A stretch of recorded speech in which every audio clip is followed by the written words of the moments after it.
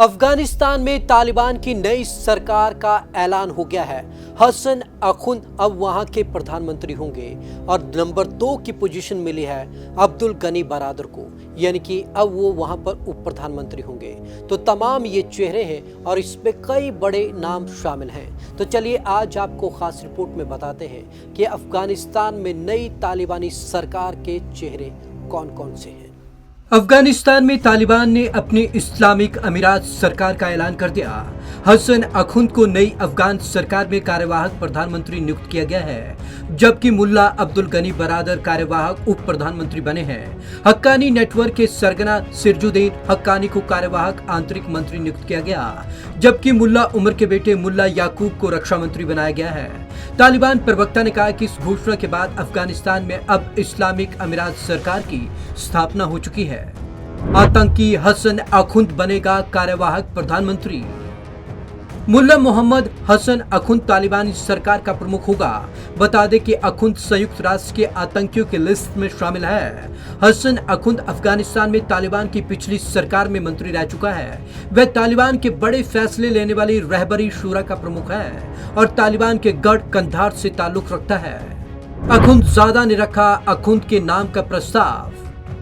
एक वरिष्ठ तालिबान नेता ने मीडिया को बताया कि अमरुल मोमिन शेख हब्तुल्ला अखुंदजादा ने खुद मुल्ला मोहम्मद हसन अखुंद को रईसे जमहूर या रईसे उल बजारा या अफगानिस्तान के नए प्रमुख के राज्य के रूप में प्रस्तावित किया था। मुल्ला बरादर अखुंद और मुल्ला अब्दुल सलाम उसके प्रतिनिधि के रूप में काम करेंगे।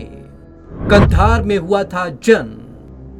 रिपोर्ट में कहा गया कि तालिबान के 3 नेताओं ने मुल्ला मोहम्मद हसन अखुंद के नामांकन की पुष्टि की।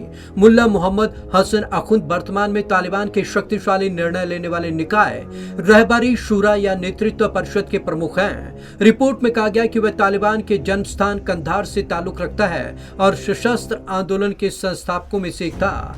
तालिबान के एक अन्य नेता ने कहा कि उसने रहबरी शूरा के प्रमुख के रूप में 20 साल तक काम किया है और बहुत अच्छी प्रतिष्ठिता अर्जित की है। वह सैन्य पृष्ठभूमि के बजाय एक धार्मिक नेता है और अपने चरित्र और भक्ति के लिए जाना जाता है। अब्दुल्ला अखुंदजादा का करीबी है अखुंद। रिपोर्ट में कहा गया कि मुल्ला हसन 20 साल तक शेख अब्दुल्ला अखुंदजादा का करीबी रहा। तालिबान के अनुसार मुल्ला हसन ने अफगानिस्तान में अपनी पिछली सरकार के दौरान महत्वपूर्ण पदों पर काम किया। रिपोर्ट के अनुसार इसी तरह तालिबान ने कहा कि हक्कानी नेटवर्क के प्रमुख तालिबान नेता सिराजुद्दीन हक्कानी को संघीय आंतरिक मंत्री के रूप में प्रस्तावित किया गया है। उसे पूर्वी प्रांतों के लिए गवर्नरों को नामित करने के लिए भी अधिकृत किया गया है। इसी तरह तालिबान के संस्थापक मुल्ला मोहम्मद उमर के बेटे मुल्ला याकूब को अफगानिस्तान का रक्षा मंत्री बनाया गया है। मुल्ला याकूब था अखुंदजादा का छात्र। मुल्ला याकूब अपने मदरसे में शेख हब्तुल्ला अखुंदजादा का छात्र था।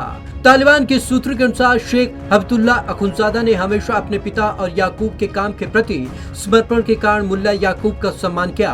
रिपोर्ट में कहा गया कि शेख हबीबुल्लाह ने मुल्ला याकूब को अपने सशस्त्र लड़ाकों का कमांडर इन चीफ नियुक्त किया है और फिर उसे शक्तिशाली सैन्य आयोग का प्रमुख चुना।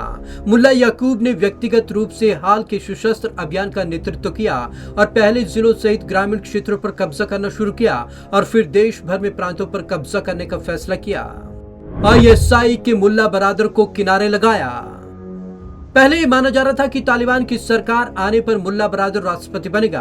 बरादर के अलावा मुल्ला उमर का बेटा मुल्ला याकूब और सिराजुद्दीन हक्कानी जैसे प्रभावशाली तालिबानी नेता भी थे, लेकिन अब बाजी पलटती हुई नजर आ रही है और कई विश्लेषकों का कहना है कि मुल्ला बरादर को पाकिस्तान खुफिया एजेंसी आईएसआई के चीफ मोहम्मद फैज के इशारे पर साइडलाइन किया गया।